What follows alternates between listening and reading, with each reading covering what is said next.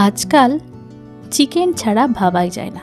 অনুষ্ঠান বাড়ি হোক, রেস্তোরাঁ, পিকনিক কিংবা বাড়ির রোজকার খাওয়া দাওয়া, চিকেন থাকলে সবাই খুশি। একটা সময় আলু দিয়ে মুরগির মাংসের ঝোল বাঙালির প্রিয় খাবার ছিল। এখন তো নানান স্বাদের ভিন্ন ভিন্ন রেসিপির কদর বাড়ছে, আর আজকালকার দিনের প্রজন্ম চিকেন ছাড়া ভাবতেই পারে না। ব্রেকফাস্ট, লাঞ্চ কিংবা ডিনার যখন খুশি চিকেন খেতে পারে তারা। তাই তাদের খুশি করতে নিত্য নতুন পদ রান্না করাও দরকার। তবে আজ আপনাদের জন্য নিয়ে এসেছি ফুটপাতের ধারে যে হোটেলগুলো লাল লাল মাংসের ঝোল বা কারি তৈরি করে বিক্রি করে সেই রেসিপির একটা পদ। হ্যাঁ, এটা বানানোও খুব সহজ, খেতেও কিন্তু অসাধারণ হয়। তবে যতই চেষ্টা করুন বাড়িতে দোকানের মতো রান্না করতে কিন্তু পারবেন না। সব সময় দোকানের থেকে অনেক গুণ ভালো রান্না হয় বাড়িতে। কি বলেন আপনারা? চলুন তাহলে দেরি না করে শুরু করে ফেলি। রাকি ক্রিয়েশনের আরও একটি নতুন রেসিপি ভিডিওতে আপনাদের স্বাগত। প্রথমেই চিকেনটাকে ধুয়ে পরিষ্কার করে লবণ হলুদ মাখিয়ে 30 মিনিট রাখার পর ডুবো তেলে মাংসটাকে ভেজে নিলাম। মাংস ভাজার যে তেলটা ছিল সেখান থেকে খানিকটা তেল নিয়ে কড়াইয়ের মধ্যে দিলাম। বাকি রান্না হবে এই তেল দিয়েই। সুন্দর করে আলুগুলোকে এবার নাড়াচাড়া করতে করতে ভেজে নেব। চাইলে ডুবো তেলে আলুগুলো ভেজেও নিতে পারেন। এবার আলু ভাজার সাথে সাথেই দিয়ে দিলাম দুটো মিডিয়াম সাইজের পেঁয়াজ কুচো। আমি এখানে 600 গ্রাম মতো মাংস রান্না করছি, সেই পরিমাণেই এখানে মশলাপাতির ব্যবহার হচ্ছে। আলু পেঁয়াজ একসাথে কিন্তু নাড়াচাড়া করতে করতে ভাজা হয়ে যাবে। পেঁয়াজের সাথে আলুটাকে ভাজলে আলুটা কিন্তু সেদ্ধ হয়ে যায় খুব তাড়াতাড়ি। এই মুহূর্তে আলুটার গায়ে হালকা কালার ধরছে আর পেঁয়াজগুলো ব্রাউন কালার ধরতে শুরু করেছে। ঠিক সেই মুহূর্তে দিয়ে দিলাম আগের থেকে বেটে রাখা আদা রসুন বাটা আর সাথে একটা টমেটো। ঢাকা চাপা দিয়ে মিনিট খানেক রাখলাম, তারপর নাড়াচাড়া। সুন্দর করে নাড়াচাড়া করতে করতে মশলাটাকে এখন কষাতে হবে। যেহেতু চিকেনটা আমরা ডুবো তেলে রান্না করেছি, ভেজে নিয়েছিলাম, তাই এখন কিন্তু তেলের পরিমাণ অনেকটাই কম থাকবে। দিয়ে দিলাম বেশ খানিকটা জল। এবার দিচ্ছি গুঁড়ো মশলা, লবণ, হলুদ, জিরে গুঁড়ো, ধনে গুঁড়ো, লঙ্কার গুঁড়ো দিতে হবে। চাইলে এখানে লাল লঙ্কার গুঁড়ো ব্যবহার করতে পারেন। এবার সুন্দর করে নাড়াচাড়া করে গুঁড়ো মশলাগুলোকে বাটা মশলার সাথে মিশিয়ে নিতে হবে।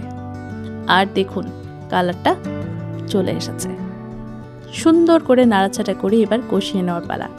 মশলাটাকে অবশ্যই ঢাকা চাপা দিয়ে দিয়ে কষাতে হবে, এতে খুব সহজেই কালারটা পেয়ে যাবেন। এই মুহূর্তে কিন্তু টমেটোগুলোকে একটু নরম হওয়ার জন্য অপেক্ষা করছিলাম। নরম হয়ে গেছে, এবার মশলার সাথে মিশিয়ে নিলাম। ভেজে রাখা চিকেনগুলো যেগুলো আমরা তুলে রেখেছিলাম সেগুলোকেই দিয়ে দিলাম। এবার মশলার সাথে ভালোভাবে কষিয়ে নিচ্ছি। আলুটা ঠিকঠাক সেদ্ধ হয়েছে কিনা কাঁটা চামচের সাহায্যে চেক করে নিলাম। আলু সেদ্ধ হয়ে গেছে। এখন আমরা একটু জল দিয়ে মশলাটাকে ভালো করে একটু কষিয়ে নেব। মাংসটা দেওয়ার পরে মিনিট খানেক কষিয়ে নিলেই কিন্তু হয়ে যাবে, খুব বেশিক্ষণ কষানোরও প্রয়োজন নেই। সুন্দর করে মশলাটাকে আমরা মিশিয়ে নিলাম চিকেনের সাথে। এবার দেখুন এই পর্যায়ে কিন্তু খুব ভালোভাবে ফুটতে শুরু করেছে। যেহেতু এটাকে ডুবো তেলে আমরা চিকেন ভেজেছিলাম, তাই চিকেন কিন্তু সেদ্ধ হয়ে গেছে। আলুগুলো সেদ্ধ হয়ে গেছে, আলুগুলো একটু বেশিই সেদ্ধ হয়ে গেছে, তাই আলুগুলোকে আমরা আগের থেকেই তুলে নিলাম। এতে কিন্তু স্বাদের কোনো হেরফের হবে না, কারণ মশলার সঙ্গেই এতক্ষণ কষানো হচ্ছিল আলুগুলোকে। এবার আরও খানিকটা জল দিয়ে চিকেনটাকে আমরা একটু ফুটিয়ে নেব।